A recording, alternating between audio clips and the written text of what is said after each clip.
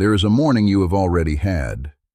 You woke, the day ahead looked like every other day, and something in you asked quietly, what for? You told no one. You got dressed. You went to work. That question never left the room. Tonight, two answers face each other.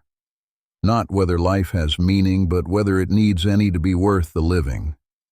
This is Philosophy Wars. Let us begin.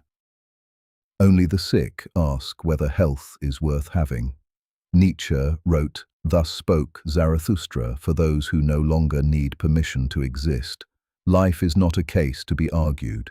It is a force that argues through us, that grows, seizes, overcomes, creates. Value is not found lying in the world like a stone. Value is hammered out by those strong enough to hold the hammer. So answer me this. Why do you go to the universe with an empty cup, then complain that it pours nothing?" The cup was not empty when we were handed it. That is what gets missed.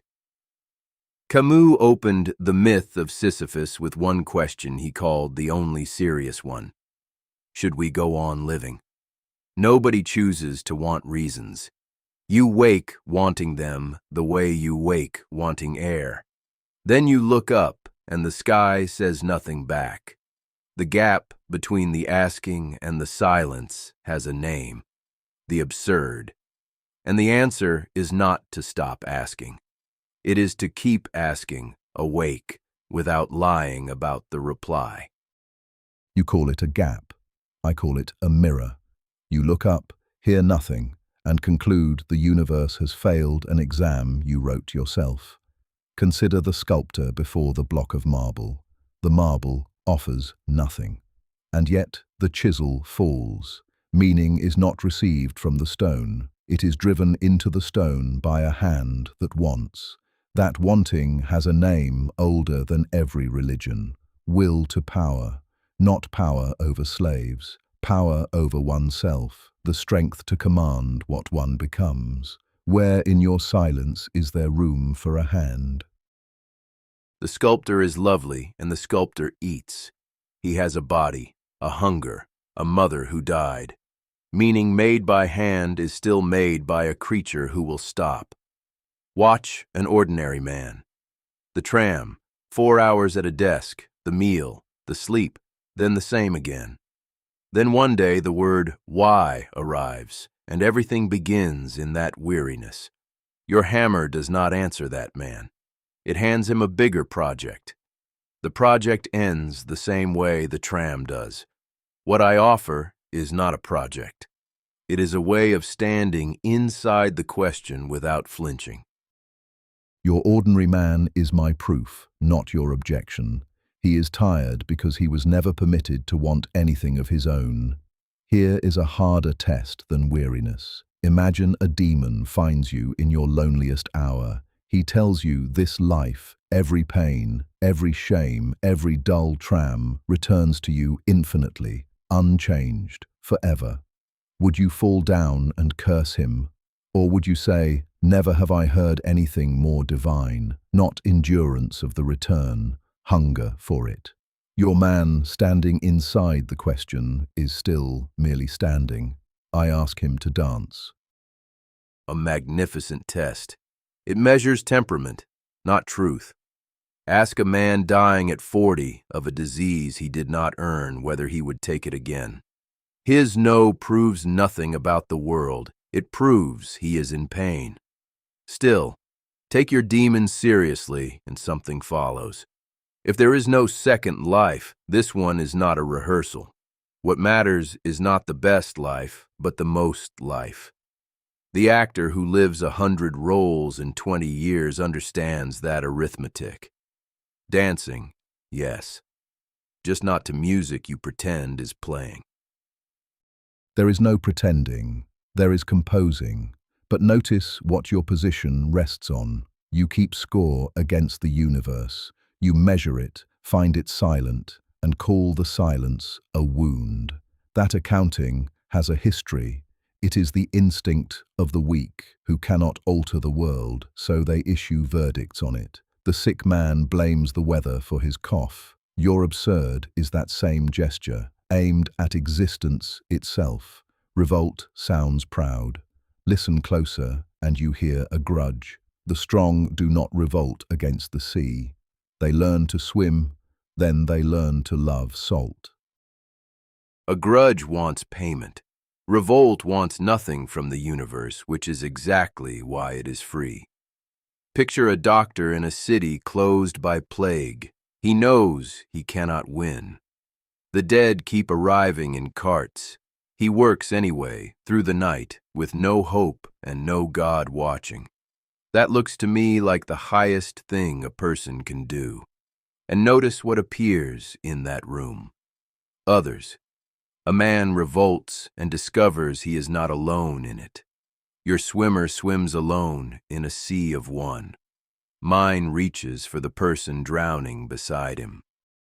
The doctor moves me. He is more my creature than yours. He does not accept the plague. He wills against it, and in willing he becomes larger than the disease. That is the secret you keep circling and refusing to name. Suffering does not need to be endured.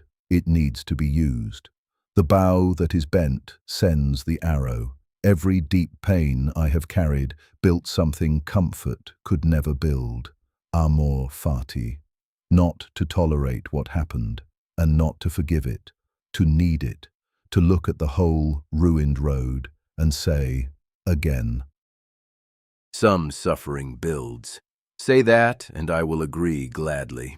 Then walk into a ward where a child is dying and say it there. Watch the illness take the sight, then the speech, then the child. Nothing is forged. No arrow leaves the bow. The parents do not become larger. They become people who once had a daughter. A philosophy that must call that useful has begun lying to protect itself. Here is the difference between us.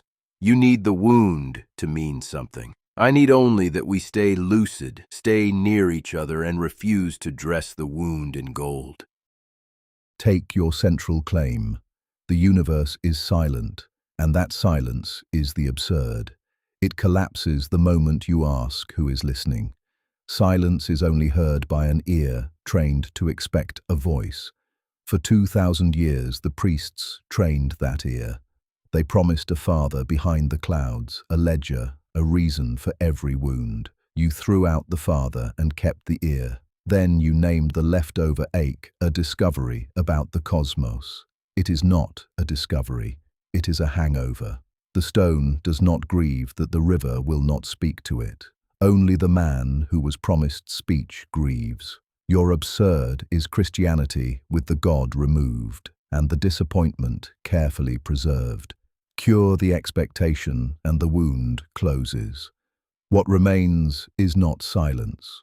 What remains is an open sea. The self-created value. That is where your building falls.